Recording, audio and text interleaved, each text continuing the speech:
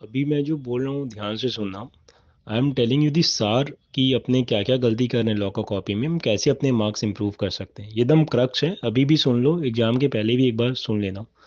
First of all I really appreciate तुम लोग का राइटिंग स्किल जनरली बहुत अच्छा हुआ है। तो लॉ को लेके मैं पास फेल को लेके सच में टेंशन फ्री हूँ। मेरे को लगता है कि अपने को पास फेल का टेंशन तो नहीं है, कुछ लोगों का स्कोर बहुत अच्छा होगा एंड बाकी लोग जिनका प्रिपरेशन बहुत अच्छा नहीं है वो भी मोस्ट लाइकली क्लियर कर लेंगे। राइट। सो पेपर को लेके मेरे को अभी तो स्ट्रेस नहीं हो रहा है। जो चीज़ अपने को ध्यान में रखना है सबसे पहला, कि क्योंकि अपना एक्यूरेसी लो है, इट्स नॉट डेट अपने को सारा पॉइंट्स याद आ रहा है, हमेशा कभी आ रहा है कभी नहीं आ रहा।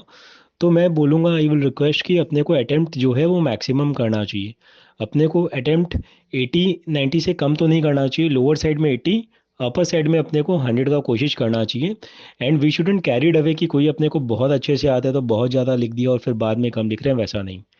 दूसरा, सेंटेंस को छोटा छोटा लिखो, क्योंकि अपने अगर सेंटेंस बड़ा लिखते हैं तो अपना इंग्लिश में इशू आता है, तो इट्स बेटर कि सेंटेंस को तोड़ तोड़ के छोटा छोटा लिखो।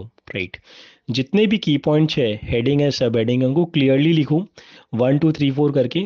उनको अंडरलाइन करो। राइट, बहुत ज़रूरी है, उनमें कहीं भी इफ एंड बट नहीं होना चाहिए।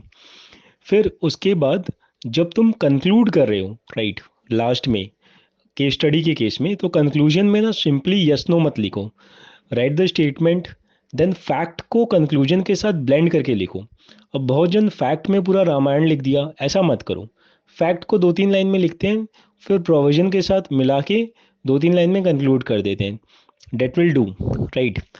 फिर क्या है कि अपने को कहीं भी अपने अगर खाली पेज छोड़े, ऐसा होता है ना कि अपने ब्लैंक पेज छोड़ दिया, तो वहाँ पे अपने को पेपर को क्रॉस करके प्लीज़ टर्नओवर लिखना है। ठीक है। फिर प्रोविजंस बहुत इंपॉर्टेंट है। देखो, जो डायरेक्ट क्वेश्चन है वो तो पूरा प्रोविजन बेस है। जो केस स्टडी है उसमें भी 50 से 70% मार्क्स, मतलब 6 में 4 नंबर, 5 में 3 नंबर प्रोविजन पे रहता है। तो प्रोविजन अपने को पूरा लिखना है। अगर प्रोविजन में 6 पॉइंट है, 3 नंबर का है, तो भी 6 पॉइंट लिखना है। प्रोविजन में 9 पॉइंट है तो 9 पॉइंट लिखना है। अपने को प्रोविजन में कहीं भी कोई कटौती नहीं करना। राइट। लेकिन अगर डिफरेंस आ रहा है कि दो चीज़ के बीच में डिफरेंस बताओ, वैसा कुछ, तो 5 का डिफरेंस है तो 5 पॉइंट लिख दिया, 6 का है तो 6 लिख दिया, 4 का है तो 4 लिख दिया, वैसा करके अपने कर सकते हैं। ठीक है। सो ये सारे चीज़ को ध्यान में रखना। मैं वापस से फटाफट बोल देता हूँ, एक्यूरेसी अपना थोड़ा लो है तो अपने को 80 से 100 के बीच में अटेम्प्ट करने का कोशिश करना चाहिए, 100 का ही टारगेट होना चाहिए। सेंटेंस को छोटा छोटा रखूँ, सारा की पॉइंट्स को, हेडिंग सब हेडिंग को मेंशन करूँ, बहुत ज़रूरी है। पेपर को थोड़ा क्लीन रखूँ।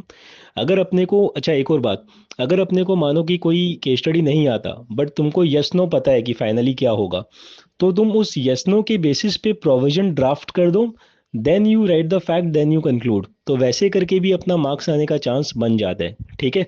फैक्ट्स को छोटा रखूं, देन उसके बाद प्रोविजंस का सारा पॉइंट अपने को लिखना है। प्रोविजन बहुत इंपॉर्टेंट है। अभी अपने पास जो 2 घंटे का टाइम बचा है, वो 2 घंटा में अपने को क्या करना है, अपने सबसे बेस्ट काम तो है कि सारा चीज़ को फ्लिप कर लो, जितना भी नोट्स है ना, क्लास नोट सारा चैप्टर का, वो फटाफट 2 घंटा में सुलटा दो। राइट। अगर तुम्हारा माथा हैंग हो गया, काम नहीं कर रहा, तो जितना भी ऑडियो नोट्स तुमको दिया हुआ है, ग्रुप में शेयर्ड है या फिर वो लिंक भी है प्लेलिस्ट का, उससे सब सुन लो। उसके बाद भी अगर वो भी मन नहीं कर रहा है या you have got extra time, तो अपना मॉक टेस्ट का जितना भी पेपर है लॉ का, वो सारा देख लो। बट ये 2 घंटा टिल 1:30 जम के भयंकर वाला रिविजन करो, फिर 15 मिनट का पूरा ब्रेक लेना, कुछ मत करना। एंड 1:45 से पेपर, पेपर में जो तुमको आता है वो पहले करना, भले क्वेश्चन 1 आए, 6 आए, बीच का कुछ भी आए। अपने को कोशिश करना है पहला 1 घंटा में वापस से सेम थिंग, कि अपने 40 नंबर का कर पाए फर्स्ट 1 आवर में, जो अपने को बेस्ट आता है। उसके बाद फिर अपने धीरे धीरे आगे बढ़ेंगे।